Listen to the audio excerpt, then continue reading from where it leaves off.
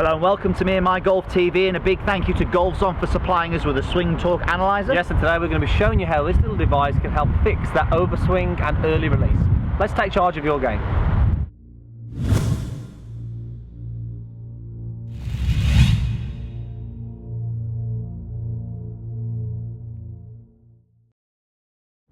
Okay, so at Me and My Golf we have 12 major swing faults that we often talk about, prescribed drills for. Today we're talking about two, specifically overswing and early release, and we're going to use the Swingtalk device there to help us with this. So Andy, what is it? Right, so for you guys who haven't seen this, we actually did a video a few months ago, Pierce, talking about how to build a consistent golf swing using the Swingtalk. Make sure you check that out. It measures a lot of data, really, what's happening with the golf throughout the golf swing, but then gives you feedback, instant feedback, real time, with voice output, so you know exactly what's going on. So it's a small device, goes in the end of the golf club, really light, you don't really know it's there, but it does give you a lot of data, and very accurate data, Pierce, on what is going on. So it's a great tool to have when practicing on the range for some feedback, when nobody else is around to give you that feedback, Pierce, when your coach is not around, basically. So we're going to test out this for the overswing, Pierce, and then obviously the early release, which are very linked in the golf swing as well, and see how accurate it is for that, and then see if we can make some changes using this and have the feedback help us as well. Okay, so what we're going to do, you notice I've got it hooked up here to the laptop as well. That's just so we can get a screen recording so you can see what's going on. But we're going to get Andy to hit an overswing, which may be difficult for him because normally he's a little bit short, he's getting a bit older now. But we're going to get him to do the overswing, show you how the device picks that up, and then we're going to prescribe a drill, work at a drill to show you how we can actually change it. It's so good using this for instant feedback on, especially this swing fault, the overswing. So Andy, before we get into it, what is the overswing and what problems does it cause? So the overswing, pretty self-explanatory, but basically how we sort of measure it, if you like, is when we swing for the top of the backswing. The overswing is when the club breaks parallel to the ground. Now, we don't really want to see it go too far back. You do see some of the top pros do this. Let's say maybe John Daly is an example, but he has impeccable timing. For the average golfer, the problems this causes is really, it's very hard to sequence a good downswing from the position, Pierce, because the club gets out of sync with the arms and the body. So in an ideal situation, we'd like to see this club at the most parallel to the ground, maybe even just short of that, especially with the driver as well there, really. So it's an important one to check, Pierce, and I think if you can train this slightly shorter swing, it's definitely going to help with consistency. Sure is, sure. If you do have an overswing. Let's watch you hit. Let's see you do an overswing then. Let's see what the numbers we get pulled up there. So Andy, just hang on a second, just knocked it there. So it's just doing its bit. So I'm going to see if I can break parallel, which will be a little harder for me. Yes, it will. Might be a little bit offline with this one as well, but let's see how long I can get it. And hello. That ball's gone. Expected there, for somebody who slices the golf ball, and if they got an overswing, shortening it down is definitely going to help that finish way right in the rough. Way right. We're not getting that one back over there, are we? Okay, so let's just go through this here. So there's some real funky things on how it can work. So if we have a look at this here, just going to go into my stats.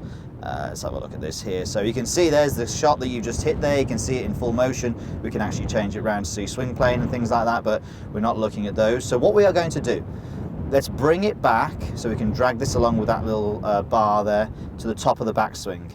As we can see there, Andy, 190 degrees. That's long for me. That's long, isn't it? Yeah, well done, well done. So obviously if Andy was at parallel to the ground, that'd be 180 degrees. So if you're someone who's above 180 degrees, obviously that means you're overswinging. You then need to make the decision, is it actually a problem for you? So if it is a problem, and maybe for Andy there it was a problem going at 190 degrees, we need to show you how we can shorten that. And it's great that you've got that instant feedback. You now know that you're overswinging. Yeah, and you know what? Whenever using this drill, it's always based on what the ball is doing. So for instance, as we mentioned, my ball went to the right there. Now that overswing contributed to that. So shortening down is certainly going to help with the consistency of the direction. Okay, so that's 190 degrees. How are we going to shorten that? What's the drill? Okay, so the drill that we use for this, or we can use one of them, is what we call 9 o'clock hands. Now, when anybody who has an overswing who's tried to shorten it finds it quite difficult because the feeling really is very different. And you know what the key thing when we're going to do this drill is we're going to exaggerate it, Pierce. So we're going to get people to imagine they're standing in the clock face here, and we've obviously got 9 o'clock to the right of me here. Now we're going to swing the hands back to 9 o'clock where the club is at 90 degrees. But that's as far as you're going to feel that you go back to. Now we know that we don't want to swing back here, but we know if we actually feel that we swing back here, it's going to go a little further. So that's the position you're going to feel the top of your backswing and then through. But the key thing when doing this, we want to make sure that we still engage the torso and make sure we have a good wind up of that body to get it there. We don't want to just move the hands and put it into place here. because that's not really going to create that motion that we need. And that's very good what you said there, Andy, because a lot of people, when they're doing them, when they try to shorten their swing, they just swing their arms and they don't get their body working. So just do that again, Andy. So as Andy said, this is just a feeling to swing to 9 o'clock. We don't actually want you to do this, but we want to see if you can get to this position. Now, in all the years that I've been coaching, and Andy the same, when we've asked people to do this, they never get it to 9 o'clock. They always go further. We just ask them to try and achieve this. So Andy, just do that one more time and then we're going to let you hit it. So what we're after here is, if Andy does get to 9 o'clock, it will be 90 degrees on the Swingtalk, okay? Now, we know that it's not going to be 90 degrees. I think it's still going to be well over 100 degrees. Let's see, shall we? Let's see you hit one. It's such a strange thing when you think that you're swinging shorter and actually it hardly has any difference at all. Right, 9 o'clock hands, here we go. And much straighter, that felt really short, that one did, but a lot straighter, and that one's on the fairway. Great shot into the wind there, Andy, as well. Okay, let's just go through this here. So let's go to your stats there. Let's see what we get. Interesting that if we look at this one here, well, I've got the other one there. Andrew just went to the wrong swing there, my fault. Let me just get into that there. All right, here we go. So let's just play it normally. That looks shorter. That looks shorter. Let's track it back. Let's track it back. There we go. 163. Okay, and that's amazing, isn't it? That actually felt to you that it was probably 90 degrees, but actually it was 163. Now, I guarantee you, if you pull out a 190, the same as Andy did on the first one, your next one, thinking that you're at 9 o'clock or hands at 9 o'clock, will probably be around about 185 still. It will hardly be any different. But the good thing is, as soon as you hit that shot, you can go, yeah, no problem, that was a shorter swing. You have a look at that and you go, oh, it needs to be shorter still. Yeah, and do you know what? I've had some of my students, I've said, right, I want you to go away and work at your golf swing and get it shorter. And then, 2 or 3 weeks they come back and it's harder for them to shorten it because they think they're doing it on the range, but they haven't got the feedback. So I suppose this could be used for that feedback for each shot to go, actually, well, I was 163, okay, that was a good one, and associate the feeling to that then, can't you could accelerate the learning for Definitely, sure. Right, Andy, let's do the early release. Okay, early release. Okay, Andy, so we wanted to talk about the early release because we do feel that the overswing and the early release, they can relate to each other. They do lead into it. It's about poor sequencing, but Andy, the early release, very difficult to change. What is it for the people who don't know what it is? Okay, so the early release it's a downswing fault, but the way we sort of measure it really is we get to the top of the golf swing, top of the backswing here, we create an angle between the lead arm and the shaft, and an early release is when we lose these angles here in the downswing, and this tends to lead to some poor contact issues, some excessive height issues, but also loss of power as well. And we all see these top guys and create this sort of powerful looking position here where we retain this lag in the golf swing, and we were all after this, and it's a popular thing that people want, but it's a very hard one to train. It's very difficult to train, very difficult to train. So what we do with the Swingtalk app here is they actually call it cocking rate. So they talk about wrist cock and retaining that cocking rate. So what we're going to get you to do, Andy, is we're going to get you to hit a early release, and we're going to analyze that. We're going to show how it comes up through the app here, and then we're going to see if we can give you a drill to fix that. But we do know, if you've seen any of these videos before where we hit shots, that Andy does not have a problem with losing that early. He doesn't create that early release in his golf swing, so he's going to have to maybe swing a little bit softer to help get that. Yeah. So for me, I don't have a problem with retaining any lag. If anything, I get too much. So in order for me to get a little bit of this early release, I'm going to have to slow it down to feel this, because it's quite a difficult one. So let's have a golf swing. I may even do an overswing because it may. Hang on 1 second there, Andy. It's just analysing. So I may even do a little bit of an overswing. It'll help me just create the time to feel this. But I'm going to expect to see the ball go high here, and maybe not the best contact. Let's give it a shot.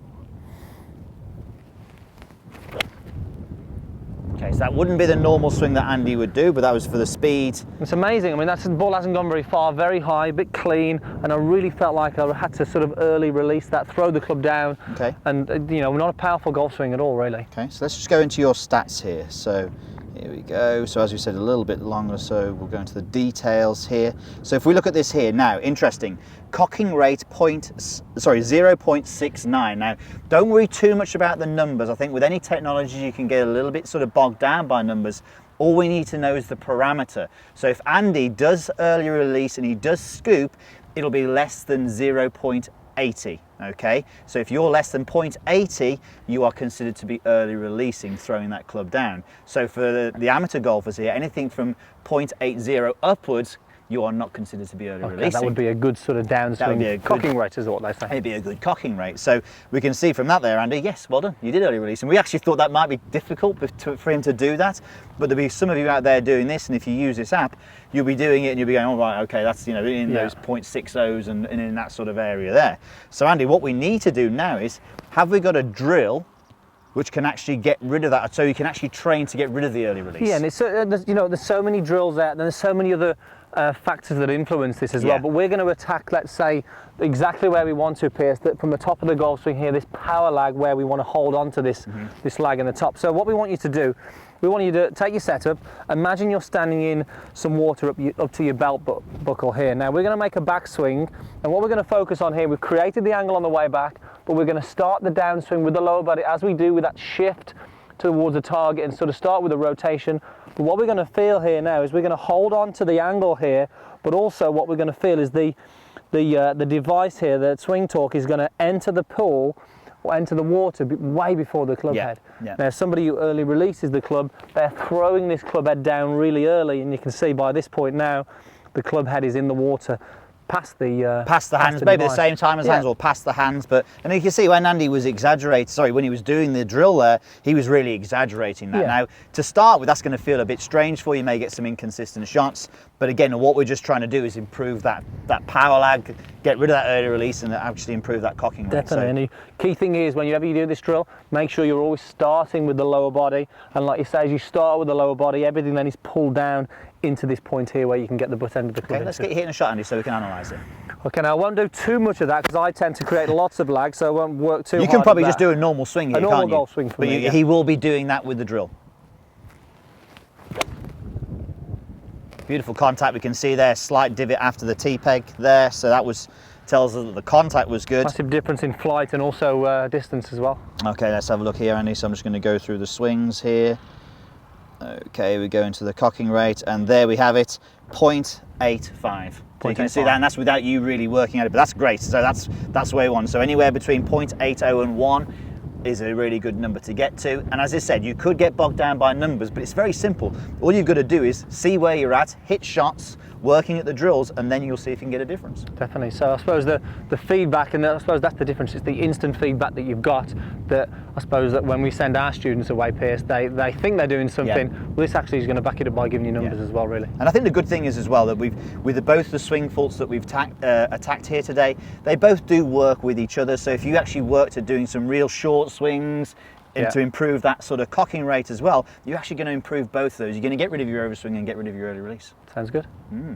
Okay, hope you enjoyed that. If you have any questions about that video at all, post them down below. We'll get back to you soon. Also, make sure you don't miss out on any of our videos. Hit the subscribe button. It is for free. Definitely. And also, if you want to see our other video using Swingtalk, click in the corner here on how to build a consistent golf swing. Thanks for watching, and we'll see you next time. See you soon.